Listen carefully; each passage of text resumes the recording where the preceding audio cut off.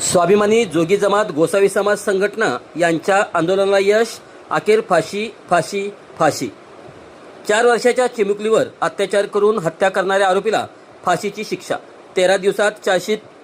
जत तालुक्यातील करजगी येथे अवघ्या 4 वर्षे 3 महिने वयाच्या चिमुकलीवर अत्याचार करून तिची निर्गुण हत्या करणाऱ्या नराधमाला सांगली येथील जिल्हा व सत्र न्यायालयाने फाशीची शिक्षा सुनावली आहे. जिल्हा व सत्र न्यायाधीश सो क्रमांक 4 श्रीमती जे मोहंती यांनी हा महत्त्वपूर्ण निकाल दिला. पांडुरंग सोमन्ना कयोळी, वय वर्ष 45, राहणार करजगी, तालुका जत असे शिक्षक पात्र ठरलेल्या आरोपीचे नाव आहे. सविस्तर माहिती अशी की 6 फेब्रुवारी 2025 रोजी सकाळी 10 वाजेच्या सुमारास पीडित बालिका घराबाहेर दुसऱ्या मुलीसोबत खेळत होती. दुसरी मुलगी निघून गेल्यानंतर आरोपीने एकट्या चिमुकलीला बळजबरीने स्वतःच्या घरात घेऊन गेले. तेथे तिच्यावर क्रूरपणे अत्याचार करून तिची हत्या केली व पुरावा नष्ट करण्यासाठी तिचा मृतदेह गोणीत भरून घरातील लोखंडी पेटीत लपवून ठेवला. तपास अधिकारी, उपविभागीय पोलीस अधिकारी सुनील साळुंखे व पोलीस उपनिरीक्षक संदीप कांबळे यांनी सखोल तपास करत अवघ्या 13 दिवसात न्यायालयात दोषारोपपत्र दाखल केले. खटल्यात एकूण 15 साक्षीदार तपासण्यात आले. प्रत्यक्षदर्शी, फॉरेन्सिक पुरावे आणि प्रयोगशाळेतील DNA अहवाल यामुळे गुन्ह्याची साखळी सिद्ध झाली. जिल्हा सरकारी वकील श्री प्रमोद अंकुश भोकरे आणि ॲडव्होकेट तोहीद रियाज जमादार यांनी मजबूत युक्तिवाद मांडला.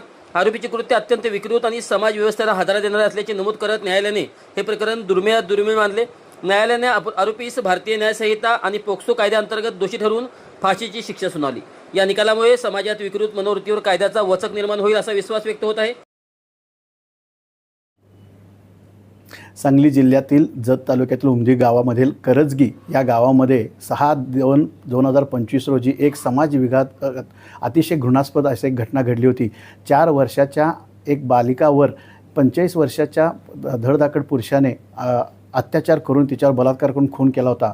त्याचं नाव म्हणजे पांडुरंग सोमन्ना कळली होती. त्याचा आज निकाल लागला आणि त्या आरोपीविरुद्ध जो पुरावा आला, सरकार पक्षाने त्यासाठी जे कष्ट घेतले, ज्या साक्षीदारांच्याकडून जी परिस्थिती आणली, त्या परिस्थितीला ग्राह्य धरून ही रेअर केस आहे. समाजाला काळीमा फासणारी आहे. समाजामध्ये एक विचित्र असा संदेश देणारी घटना होती आणि त्याला एकमेव शिक्षा होती, ती म्हणजे फाशी. आणि ती समाजाची जी मागणी होती फाशी व्हावी, ती माननीय पोक्सोचे जे न्यायाधीश आहेत श्रीमती मोहंती मॅडम यांनी या सर्व पुराव्याचा अवलोकन करून सरकार पक्षाचा युक्तिवाद ग्राह्य धरून आरोपीस आज रोजी फाशीची शिक्षा सुनावली आहे आणि समाजामध्ये एक चांगला संदेश या निकालामार्फत गेलेला आहे.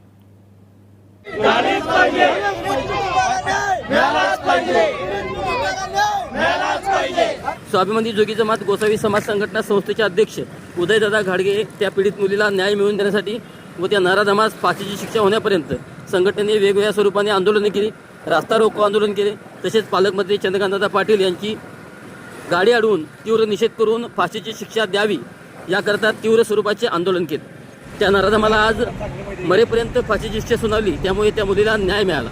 स्वाभिमानी जोगी जमात गोसावी समाज संघटना संस्थापक अध्यक्ष उदयदादा घाडगे यांनी न्यायाधीश व सरकारी वकील यांचे आभार मानले. दिनांक 6/2/2025 रोजी झालेले या लहान चिमुरडीवर 4 वर्षाचे चिमुरडी मिसबा फारुख जातकर या लहान चिमुरडीवर अत्याचार करून त्याचा निर्गुण खून केलेबाबतच्या निषेधात आम्ही घटनास्थळी जत येथे संघटनेच्या माध्यमातून गेलेलो होतो. त्याच्यानंतर आम्ही सांगली जिल्हाधिकारी कार्यालय येथे रस्ता रोको करून आंदोलन केलेले होते व सांगली जिल्ह्याचे पालकमंत्री आमदार चंद्रकांत दादा पाटील यांची गाडी अडवून आम्ही झालेल्या घटनेबाबत तीव्र संताप व्यक्त करत सदर ही घटना फास्ट ट्रॅक कोर्टात चालवून आरोपीला जलद गतीने फाशी द्यावी ही मागणी केलेली होती व पीडित कुटुंबाला आर्थिक मदत जाहीर व्हावी. त्यावेळी पीडित कुटुंबाला आर्थिक मदत ही जाहीर झालीच आणि सदर केस ही फास्ट ट्रॅक कोर्टात चालवून आरोपीला मरेपर्यंत फाशीची शिक्षा झाल्याबाबत मी माझ्यासोबत असणारे माझे सहकारी सांगली, सातारा, कोल्हापूर, सोलापूर येथून आलेले संघटनेचे कार्यकर्ते यांचे आभार मानतो. तसेच कायदा सुव्यवस्थेचा व माननीय जिल्हा सत्र न्यायाधीश यांचे मी धन्यवाद करतो की त्यांनी आज जे मरेपर्यंत फाशीची त्या नराधमास शिक्षा सुनावलेली आहे याबाबत खरोखर कुठेतरी अशा नराधमास आळा बसेल आणि येथून पुढे सुद्धा जर असे काही घडल्यास तर आम्ही कुठेही अन्याय झाला, अत्याचार झाला किंवा